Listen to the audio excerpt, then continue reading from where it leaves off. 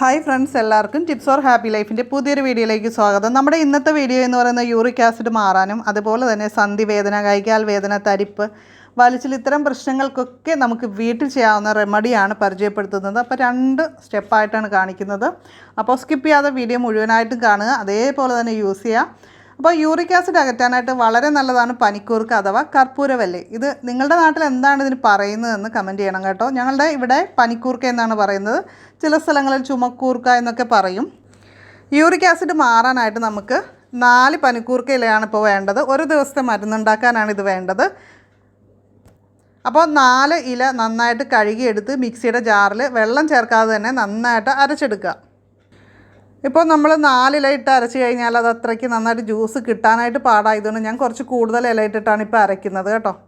വീഡിയോയിൽ കാണിക്കുകയും കൂടി ചെയ്യണമല്ലോ, അതുകൊണ്ട് നമ്മൾ എത്ര ഇല എടുത്ത് അരച്ചാലും നമുക്ക് 1 സ്പൂൺ അളവിൽ മാത്രം, 1 ടേബിൾ സ്പൂൺ അളവിൽ മാത്രം നീര് ഒരു ദിവസം കഴിച്ചാൽ മതിയാകും. ഇത് നേരിട്ട് കഴിക്കാനായിട്ട് ബുദ്ധിമുട്ടുള്ളവർക്ക് ഒരല്പം ചെറുതേൻ്റെ കൂടെ നമുക്ക് മിക്സ് ചെയ്തിട്ട് കഴിക്കാം. അപ്പോൾ ടേസ്റ്റ് വ്യത്യാസം വരില്ല. ഇതിൻ്റെ പച്ച ചുവ ഇഷ്ടമില്ലെങ്കിൽ നമുക്കൊന്ന് ചെറുതായിട്ടൊന്ന് വാട്ടിയതിന് ശേഷം അതിൻ്റെ നീരെടുക്കാം. അതാവുമ്പോൾ നമുക്ക് മിക്സിയിൽ അരക്കാതെ തന്നെ വേണമെങ്കിൽ നീരെടുക്കാനായിട്ട് പറ്റും. ഇത് നമ്മൾ കഴിക്കേണ്ട സമയം എന്ന് പറയുന്നത് രാവിലെ വെറും വയറ്റിലാണ്. അതായത് നമ്മൾ ഫുഡൊക്കെ കഴിക്കുന്നതിന് മുമ്പായിട്ട്, ബ്രേക്ക്ഫാസ്റ്റിനൊക്കെ ഒരു 30 മിനിറ്റ് മുമ്പെങ്കിലും നമ്മളിത് കഴിക്കാനായിട്ട് ശ്രദ്ധിക്കുക. യൂറിക് ആസിഡിൻ്റെ ലക്ഷണമായിട്ട് ജോയിൻസിൽ വേദന വരാറുണ്ട്. കാലിൻ്റെ അല്ലെങ്കിൽ കൈയുടെ ഒക്കെ ജോയിൻസിലൊക്കെ വേദന വരാറുണ്ട്. അല്ല, വിരലുകളിലൊക്കെ നീര്, വേദന പ്രശ്നങ്ങളൊക്കെ ഉണ്ടാവാറുണ്ട്.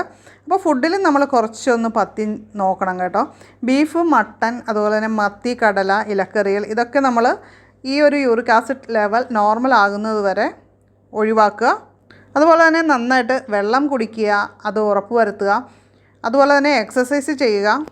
അതൊക്കെ നമ്മുടെ ശരീരത്തിലെ ടോക്സിൻസൊക്കെ പുറന്തള്ളാനായിട്ട് സഹായിക്കുന്ന കാര്യങ്ങളാണ്.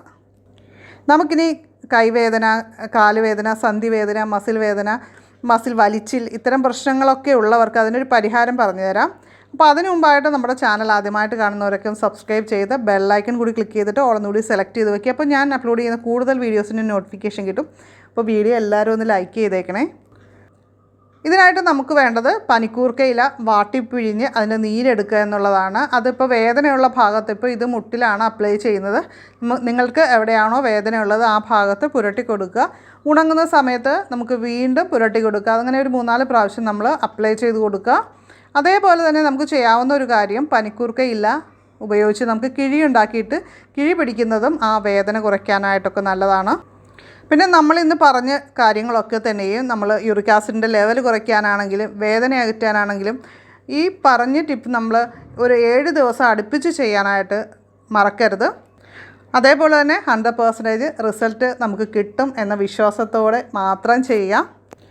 പനിക്കൂർക്ക ഉപയോഗിച്ചിട്ട് ഒരുപാട് ഹോം റെമഡീസ് ഉണ്ട്. നമ്മളെ വീട്ടിൽ ചെയ്യുന്ന ചുമയ്ക്ക്, പനിക്കൊക്കെ നമ്മൾ ചെയ്യുന്നുണ്ട്. അപ്പോൾ നിങ്ങൾ ചെയ്തിട്ട് നിങ്ങൾക്ക് ഇഷ്ടപ്പെട്ടിട്ടുള്ള, നിങ്ങൾക്ക് സക്സസ് ആയിട്ടുള്ള കൊച്ചു അറിവുകളൊക്കെ ഉണ്ടാവില്ലേ, അതൊക്കെ വീഡിയോയുടെ താഴെ കമൻറ്റ് ചെയ്യാനായിട്ട് മറക്കരുത് കേട്ടോ.